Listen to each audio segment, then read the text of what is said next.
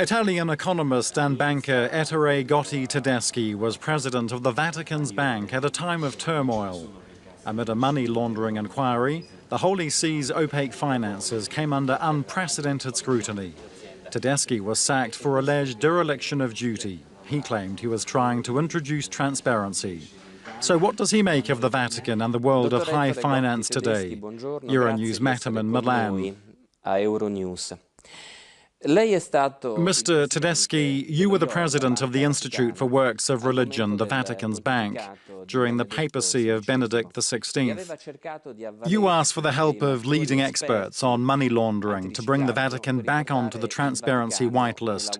Why did the Vatican not accept your plan?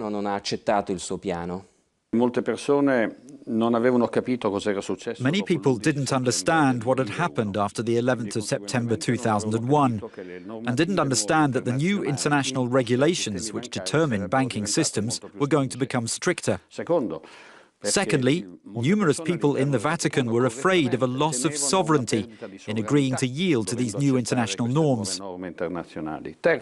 Thirdly, in terms of culture, many people believe that the controls are not legitimate because at the Vatican there are facts, events to defend. And so people confuse, on the one hand, secrets with confidentiality on the other hand. They didn't understand that in the context in which we were living, the absence of internal controls would have provoked more external controls. Fourth point, there were people who didn't understand that the danger concerning this anti-money laundering legislation would lead to a loss of credibility for the Holy Father. The problem at the heart of this debate is that they tried to deter me and pursued me, giving 9 totally false reasons. I demanded an immediate inquiry on these 9 points, and there never was one. And no one ever asked me about it. And what hurts most, and what remains even in the Church, is that they didn't want to understand the truth, nor to know my truth. But when you were dramatically sacked, you were afraid for your safety, and you also compiled a dossier on the Vatican Bank's secrets. No, the facts went in a completely different way. However, all that is a question which was passed on to the public prosecutor. I prefer not to speak about it. Moneyval, the Council of Europe's Committee of Experts tasked with counteracting money laundering, has always identified numerous shortcomings in the Vatican's finances, in particular in the field of laundering. In your opinion, is Pope Francis able to sort things out? Moneyval carried out 2 important inspections at the time of my mandate as president of the bank. The first in November 2011, when it came to see what we'd done the previous year, and it gave a very positive opinion. Then in December 2011, a month later, the Vatican's law on the matter changed against all expectations. 4 points of law were modified, and in particular the role of the controlling authority. The Vatileaks scandal broke at that moment, and one bank, JP Morgan, closed its account at the Vatican with an enormous media impact. Moneyval came back to Italy once again, and in April 2012 it wrote a second report in which it said, "You've taken a step backwards," but a month later I was no longer there.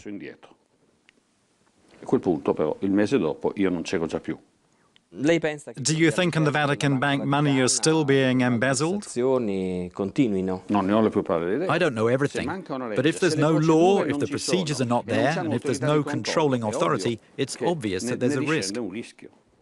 In any case, could Pope Francis resolve things? If Pope Francis wants to really take measures and not only make declarations about reform in a similar way to Prime Minister Matteo Renzi, he should find out about what happened.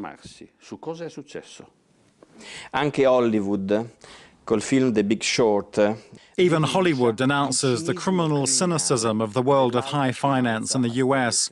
I'm thinking of the high-risk mortgage loans, toxic products, But in your opinion, is it enough that a banker is motivated by good intentions to neutralize the harmful consequences of these actions? In this precise case, the limit of cynicism comes not from the banking world, but from the world of politicians, who, in struggling against the crisis, falling GDP and hoping to reduce debt without doing a proper debt reduction process, triggered the famous animal instinct of bankers who were eager to be able to act freely. The responsibility is personal, Mr. Valenti. There was no collective responsibility. Each person should know whether what he does is good or not good for himself and for the common good.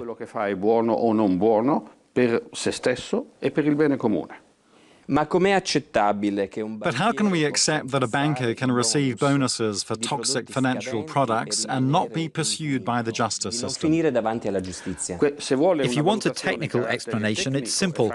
From a moral point of view, my opinion is there should never be a bonus like that, and if a banker has had them, he should give them back.